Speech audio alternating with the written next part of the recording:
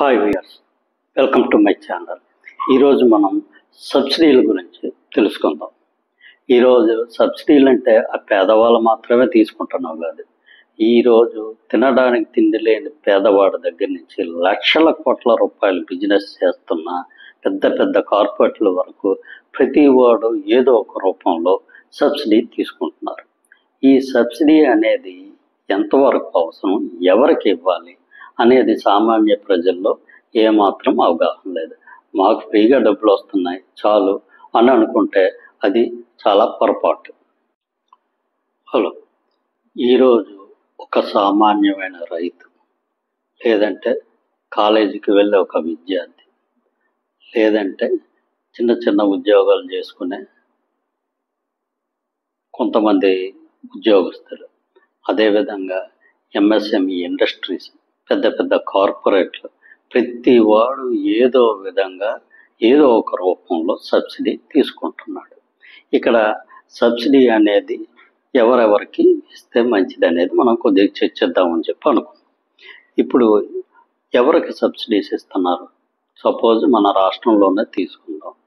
గత 5 సంవత్సరాల్లో కొన్ని పేపర్లు వచ్చిన దాన్ని బట్టి దాదాపు 3 లక్షల కోట్ల రూపాయలు పూర్తిగా డైరెక్ట్గా క్యాష్ రూపంలో సబ్సిడీగా ఇచ్చామని చాలా పత్రికల్లో వచ్చింది. 3 లక్షల కోట్ల రూపాయలు అంటే ఇప్పుడు ఆ అమౌంట్ తీసుకున్న వాళ్ళు ఎంతమంది వాళ్ళ లైఫ్లో సెటిల్ అయ్యారు? ఏమైనా సరే చాలా తక్కువ మంది. ఇప్పుడు ఎవరైనా సరే ఈరోజు నేను సబ్సిడీ తీసుకున్నాను, నా లైఫ్ సెటిల్ అయిపోయిందని అనుకుంటే అది జరుగుతుందా? జరగదు. గత 5 సంవత్సరాల్లో 3 లక్షల కోట్లు సబ్సిడీకి ఇచ్చారు. ఈ వచ్చే 5 సంవత్సరాల్లో మరో 3 లక్షల కోట్ల రూపాయలు లేదా అంతకన్నా ఎక్కువ సబ్సిడీకి ఇవ్వాలి. లేదా మళ్ళీ వచ్చే ప్రభుత్వాలు కూడా అలాగే ఇలా సబ్సిడీలు ప్రతి సంవత్సరం ఇచ్చుకుంటూ పోతే ఎంతకాలం ఇస్తారు, ఎంతమందికి ఇస్తారు? ఈరోజు మనం చూస్తున్నాం. నాకు తెలిసి గత 40 సంవత్సరాలుగా ప్రతి ప్రభుత్వం ఇగో మేము ఈ సంవత్సరం ఇన్ని ఇల్లు కట్టాం, ఈ ఇల్లు ప్రతి సంవత్సరం కొన్ని వేల కోట్ల రూపాయలు సబ్సిడీగా ఇచ్చి ఇల్లు కడుతున్నారు. ఇలా కడుతూనే ఉన్నారు. ఎన్ని సంవత్సరాలు అయినా సరే అది ఇంకెన్ని సంవత్సరాలు కట్టాలో తెలియదు, ఇంకెంతమంది ఉన్నాలో తెలియదు, ఎంతమందికి ఇవ్వాలో తెలియదు. ఇలా అలా నెవర్ ఎండింగ్ స్టోరీ లాగా ఇలా ఇల్లు కట్టుకుంటూ వెళ్ళిపోతారా? ఇలా సబ్సిడీలు ఇచ్చుకుంటూ వెళ్ళిపోతారా? వీటి గురించి ప్రజలు అసలు ఏమాత్రం ఆలోచించరా? ఎంతకాలం ఇస్తారు? కానీ ఈ సబ్సిడీలు అవసరమే, కానీ అవి ఎంతవరకు? సబ్సిడీలతో పాటు మిగతా సబ్సిడీలు లేకుండా ఎలా గడపాలి అనేది ఆలోచన కూడా సమాంతరంగా జరగాల్సి ఉంది. ఇక్కడ నేను ప్రజలకి మీకు ఇక్కడ ఒక ఉదాహరణగా చెప్తాను. ప్రాబ్లం ఏదైనా సరే, సపోజ్ ఇప్పుడు రైతు ఉన్నాడు, ఆ రైతు నేను పంట పండించుకుంటున్నాను, నాకు సరైన గిట్టుబాటు ధర రావట్లేదంటే ప్రభుత్వాల దగ్గర ఉన్న ఏకైక సొల్యూషన్ నీకు ఏదో సబ్సిడీ ఇచ్చేస్తాం, ఎకరాకు 10,000, 15,000, 20,000 ఫ్రీగా ఇచ్చేస్తాం. అదేవిధంగా ఒక స్టూడెంట్ ఉన్నాడు, ఈరోజు ఒక ఐఐటియో ఇంజనీరింగో మెడిసినో చదవడానికి వెళ్తాడు. ఫీజులు ఫీజులు ఏమో విపరీతంగా పెంచేస్తారు. ఆ ఫీజులు కొట్టుకోక డబ్బులు ఏమంటే నీకు ఫీజు రియంబర్స్మెంట్ సబ్సిడీ ఇచ్చేస్తాం. ఈరోజు ఒక ఇండస్ట్రీ పెడతారు, ఇండస్ట్రీ పెట్టి వాళ్ళు మేము సరిగ్గా అమ్మకాలు జరగట్లేదు, మాకు లాసులు వచ్చినాయంట, అయితే మీకు ఫ్రీగా సబ్సిడీ. దానికి వాళ్ళకి ట్యాక్సుల మీద సబ్సిడీ, లేదంటే ల్యాండ్ ఫ్రీగా తక్కువ రేటుకి ఇవ్వడం, లేదంటే పవర్ మీద సబ్సిడీ ఇవ్వడం. ఇలాగ ఈ ప్రాబ్లం ఏదైనా ఎవరైనా సరే మనకున్న ఏకైక సొల్యూషన్ సబ్సిడీ. ఇలా అయితే ఎలాగవుతుంది? సబ్సిడీ అనేది అవసరమైన వాళ్ళకి ఇవ్వాలి, కానీ ప్రతిదానికి అదే సొల్యూషన్ అయితే ఎలాగా? ఇక్కడ మీకు ఒక విషయం ఏంటంటే, ఈరోజు సబ్సిడీ అనే దానికి ప్రభుత్వాలు ఏ విధమైన కష్టపడాల్సిన అవసరం లేదు. ఈరోజు సబ్సిడీ లేకుండా ఒక వ్యక్తిని డెవలప్ చేయాలంటే దానికోసం ఏ పథకాలు తయారు చేయాలన్నా ప్రభుత్వాలు కష్టపడాలి. దాని గురించి మంచి ఆలోచన చేయాలి, దాన్ని ఇంప్లిమెంట్ చేయాలి. కానీ సబ్సిడీకి ఏముంది? ఫ్రీగా డబ్బులు పనిచేయడమే కదా, వచ్చిన డబ్బుల్ని పనిచేయడమే. మనకి వచ్చిన రెవెన్యూలోనో, లేదంటే అప్పులు తెచ్చో, లేదంటే గవర్నమెంట్ కొన్న ఆస్తులు తాగట్టు పెట్టో డబ్బులు వస్తే ఆ డబ్బులు ఫ్రీగా మనకు తోచిన వాళ్ళకి ఫ్రీగా పంచిపెడతాం.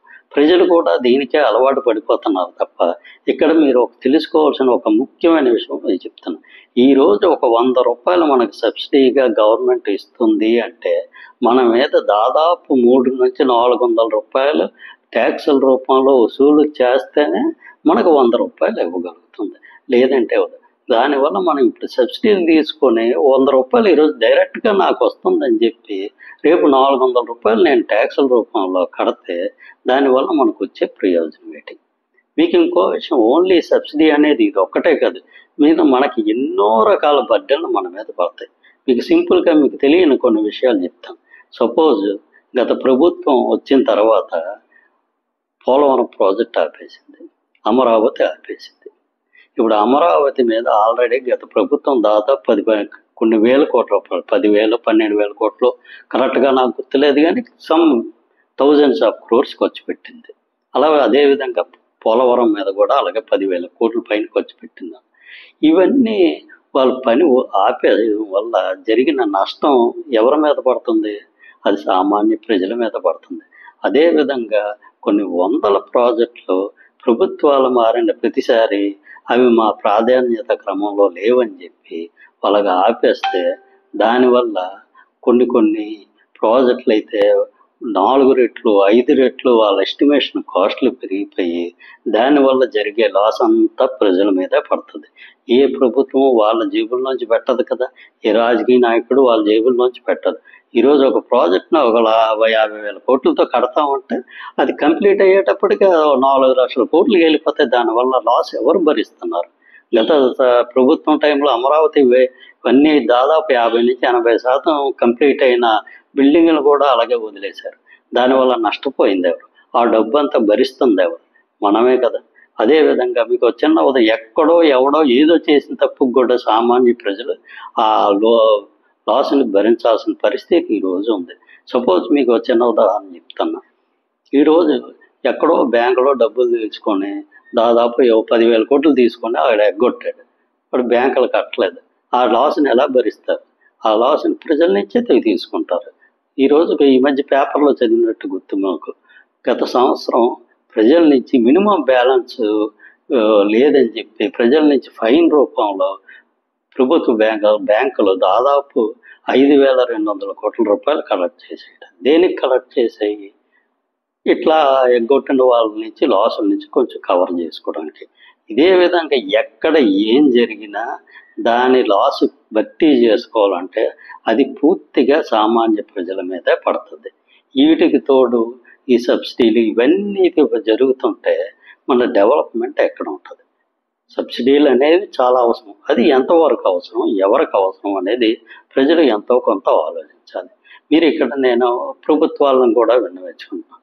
ఒకసారిగా మీరు 10 ఏళ్ళు వెనక్కి వెళ్తే ఈరోజు ఎన్డీఏ గవర్నమెంట్ అంటే నరేంద్ర మోడీ గారు వచ్చిన తర్వాత గ్యాస్ సిలిండర్ మీద ఇష్టం సబ్సిడీ అనేది అవసరం లేని వాళ్ళు మీరు పూర్తిగా సబ్సిడీని వదులుకోండి అంటే కొన్ని లక్షల మంది వదిలేసుకున్నారు సబ్సిడీని. అదేవిధంగా ఈరోజు మన విజయవాడ వరదలు జరిగాయి. ఆ వరదల టైంలో దాతలు ఎంతో 500 కోట్ల రూపాయల వరకు డొనేషన్లు వచ్చాయి. అంటే ఇక్కడ ప్రజలకి హెల్ప్ చేసే వాళ్ళు ఉంటారు, కానీ ఆ హెల్ప్ అనేది సద్వినియోగం చేసుకున్నప్పుడే ప్రతివాడు ఏ విధమైన హెల్ప్ అయినా చేస్తాడు. ఇక్కడ ప్రభుత్వాలు కూడా అదే విధంగా ఆలోచించి ఎక్కడ ప్రజలకి ఏ విధంగా హెల్ప్ చేయాలి, అది నిజాయితీగా హెల్ప్ అనేది అందుతుందా లేదా అనేది తెలుసుకోవాల్సిన బాధ్యత ప్రభుత్వాల మీద ప్రజల మీద కూడా ఉంటుంది. ఈరోజు గత ప్రభుత్వంలో చాలామంది అమ్మఒడి పేరుతోనే ప్రతి బిడ్డకి 15,000 తీసుకున్నారు. అదేవిధంగా ఇప్పుడు వచ్చే ప్రభుత్వం కూడా అందరికీ 15,000 చొప్పున ఇస్తామని చెప్తుంది. ఇక్కడ నేను ఒక క్వశ్చన్ చేయదలుచుకున్నాను, గవర్నమెంట్ లేదంటే ప్రజలకి. గవర్నమెంట్ మీకు 15,000 దేనికి ఇస్తుంది? మీరు ఎందుకు తీసుకుంటున్నారు? ఒక్క క్షణం ఆలోచించండి, క్వశ్చన్ చేసుకోండి. నాకు తెలిసిన గవర్నమెంట్ ఏమి మాకు మీ అందరికీ విద్య మంచి క్వాలిటీ విద్య ఇవ్వడం చేత కదా కాబట్టి మనిషికి 15,000 ఇచ్చేస్తామంటే అయిపోతుందా? అది యాక్సెప్టబులా? ఒకసారి ఆలోచించండి. మీరు ప్రజల సైడ్ నుంచి ఆలోచిస్తుంది ఏంటంటే ఏదో 15,000 వస్తున్నాయి కదా అని ఆలోచిస్తున్నారు తప్ప, కానీ మీ బిడ్డకి మంచి క్వాలిటీ ఎడ్యుకేషన్ జరగాలని మీరు మీ సైడ్ నుంచి ఎందుకు ఆలోచించడం లేదు? ఈరోజు దాదాపు 75 సంవత్సరాలు అయిపోయిన తర్వాత కూడా మెయిన్ ప్రజలకు కావాల్సింది విద్య, వైద్యం. ఈ రెండు అందరికీ మంచి క్వాలిటీ అందితే ప్రజల్లో సబ్సిడీలు అవసరం లేదు, ఇంత ఇబ్బందులు కూడా కాదు. ప్రతి మనిషి ఈరోజు దీనివల్ల చాలామంది ప్రజల్లో అవినీతి పెరిగిపోతుంది. ఎందుకంటే ప్రతి తల్లిదండ్రులు వాళ్ళ పిల్లలు సెటిల్ అవ్వాలి, మంచి క్వాలిటీ ఎడ్యుకేషన్ కావాలి, వాళ్ళకి మంచి వైద్యం కావాలని కోరుకుంటారు. ఈరోజు చాలామంది ప్రజలు జీవన ప్రమాణాలు తగ్గిపోవడానికి కారణం వాళ్ళు విద్య మీద, వైద్యం మీద ఖర్చు పెట్టాల్సినవి. ఈ విద్య, వైద్యం మీద ప్రభుత్వాలు ఖర్చు పెట్టకుండా కేవలం రాయితీల రూపంలో మన సమస్యల్ని పూర్తిగా తగ్గించడానికి ప్రయత్నిస్తున్నాయి. కాబట్టి మనం ఈ విషయంలో కొంతవరకు ఆలోచించడం మంచిది. ఈ రాయితీల గురించి మరికొన్ని ఇంపార్టెంట్ విషయాలు వచ్చే వీడియోలో తెలుసుకుందాము. అంతవరకు సెలవు. Good day.